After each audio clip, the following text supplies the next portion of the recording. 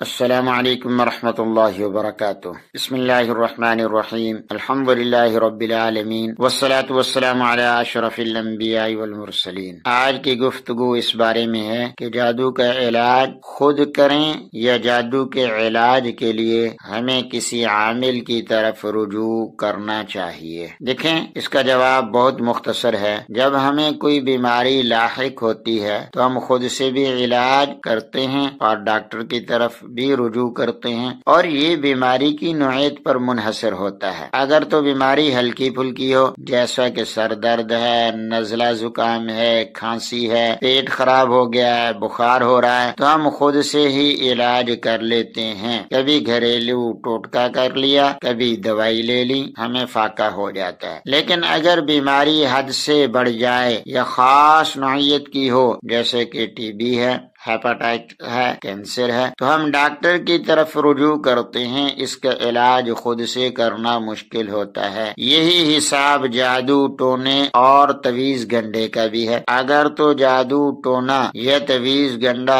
نیا ہوا ہے، یا جادو ٹونا اور تویز گنڈا محلے کے کسی عامل بابے نے کیا ہے کہ وہ اتنا تجربہ کاری نہیں تھا، نیا سیکھ رہا تھا، یا کتابوں سے سیکھنے والوں میں سے کسی نے کر دیا ہے، تو اس کا اثر کم ہوتا ہے، لہذا خود سے علاج کر سکتے ہیں۔ لیکن اگر جادو ٹونا پرانا ہو گیا ہے، جیسا کہ بعضوں کو تو 5-10 سال کے بعد احساس ہوتا ہے ہمارے ساتھ کچھ انہونی ہوئی ہے، یا جادو ٹونا اور تویز گنڈا کسی ماہر جادوگر سے کروایا گیا ہے، تو پھر کسی ماہر عامل کی طرف رجوع کرنا چاہیے۔ جادوگروں میں بھی ماہر اور تجربہ کار جادوگر ہوتے ہیں، اور یہ جتنے ماہر ہوں اتنے ہی خبیث ہوتے ہیں۔ ماہر جادوگر کے جادو کو اصل میں سمجھنے کی ضرورت ہوتی ہے، جو کوئی ماہر عامل سمجھ سکتا ہے۔ اور پھر یہ کہ ماہر جادوگر کے جنات بھی ماہر ہوتے ہیں، یعنی دھوکہ دینے میں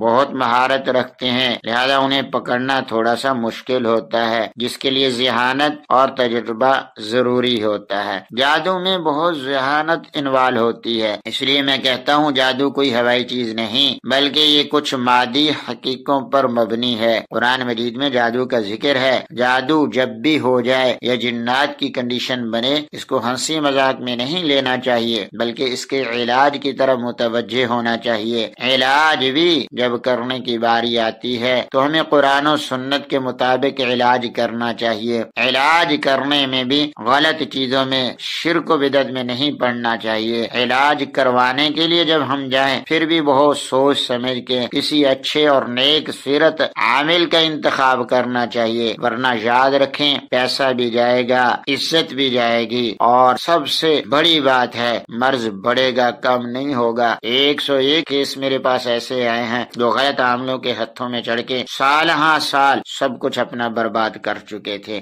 اس لیے جادو ہو گیا ہے، اللہ کی ذات پہ یقین رکھیں کہ اللہ کی ذات اس مشکل سے بھی نکالے گی۔ اس کے ساتھ ساتھ کسی بھی ایرے غیرے کے پاس نہیں جانا چاہیے، سوچ سمجھ کے باشرع قسم کے عامل کے پاس علاج کے لیے جائیں، اللہ کی مدد آپ کے ساتھ ہوگی۔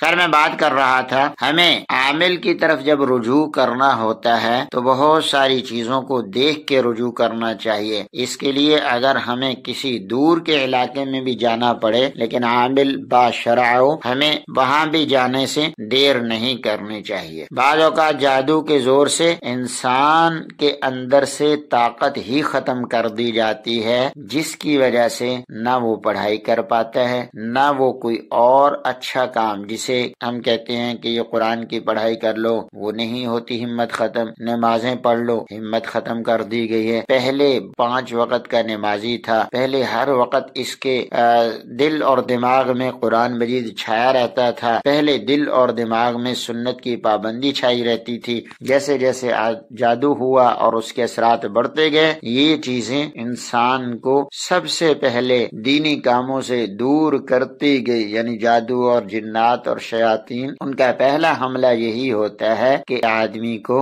دین سے دور کر دیا جائے، اور پھر اس کے لیے پڑھائی کرنا مشکل ہوتا ہے۔ ایسی صورت میں بھی کسی اچھے عامل کے پاس جا کے فوراً اس کنڈیشن کو ختم کروانا چاہیے، فوراً اپنی پڑھائی اور نمازیں چالو کروانی چاہیے، تاکہ ہمیں کم از کم یہ جو کنڈیشن بنی ہوئی ہے، نماز پڑھنے کو دل نہیں کر رہا، قرآن پڑھنے کو دل نہیں کر رہا، اچھے کام کرنے کو دل ہی نہیں کر رہا، سستی ہی سستی، غفلت ہی غفلت، جسم بے جان ہوا پڑا ہے، سب سے پہلے انہی چیزوں سے جب انسان باہر آئے، اپنی قوت مدافعت کو جمع کرے، پڑھائی میں لگ جائے، قرآن کی طرف لگ جائے، نمازوں کی طرف لگ جائے، قرآن اور نماز کی وجہ سے آدھے سے زیادہ مسئلہ خود بخود حل ہو جاتا ہے۔ جب آپ کسی عامل کی طرف جائیں گے تو ماہر عامل جو ہوگا وہ سب سے پہلے جادو کی قسم کو سمجھے گا کہ آپ پر جادو ہوا کس قسم کا ہے، آپ پر جو جادو کیا گیا ہے اس کے پیچھے کیا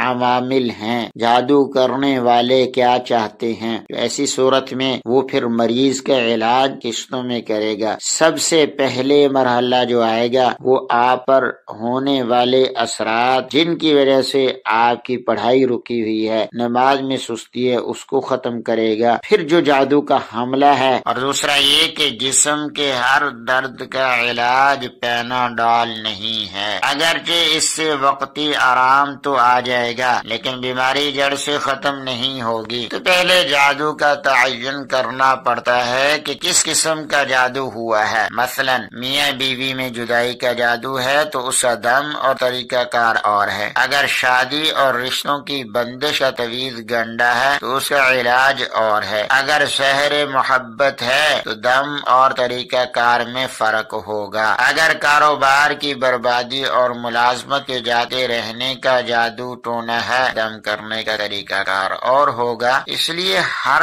جادو کی کیٹاگری کو اس حساب سے مینج کرتے ہوئے علاج کرنا پڑتا ہے۔ تو جو ماہر عامل ہوگا سب سے پہلے وہ جادو کی کیٹاگری کو تعین کرے گا کہ اس پر جادو ہوا کون سا ہے، اور دوسرے نمبر پر جادو کی صورت کا تعین کرے گا کہ جادو کس چیز پر ہوا ہے۔ اس کی وجہ یہ ہے کہ جادو کو جڑ سے ختم کرنے کے لیے اس چیز کو ختم کرنا ہوتا ہے جس پر جادو ہوا ہو۔ بعض اوقات جادو کی چیز کھلائی جاتی ہے اور وہ جسم میں جا کر چپک جاتی ہے تو ماہر عامل دم کر کے نمک والا پانی پلاتا ہے جس سے مریض طے کرتا ہے اور وہ چیز نکل آتی ہے۔ اسی طرح بعض اوقات سنا مکی ایک جڑی بوٹی ہے، اس پر دم کر کے کہوا کے طور پر مریض کو وہ کہوا پلایا جاتا ہے، اس کی وجہ سے معدہ خالی ہو جاتا ہے۔ اسی طرح بعض اوقات جادو پانی میں بہایا جاتا ہے، بعض اوقات کہیں قبرستان میں دفن کیا جاتا ہے، بعض اوقات مریض کے گھر میں کہیں چھپایا جاتا ہے تو اسے تلاش کیا جاتا ہے۔ ان جادو کی اقسام کو میں ایک ویڈیو میں بتا چکا ہوں، میرے یوٹیوب چینل پر آپ ان ویڈیو کو دیکھ سکتے ہیں، ان کی ڈیٹیل پڑی ہوئی ہے۔ اس ویڈیو میں میں زیادہ لمبی گفتگو نہیں کروں گا، مقصد بتانا یہی تھا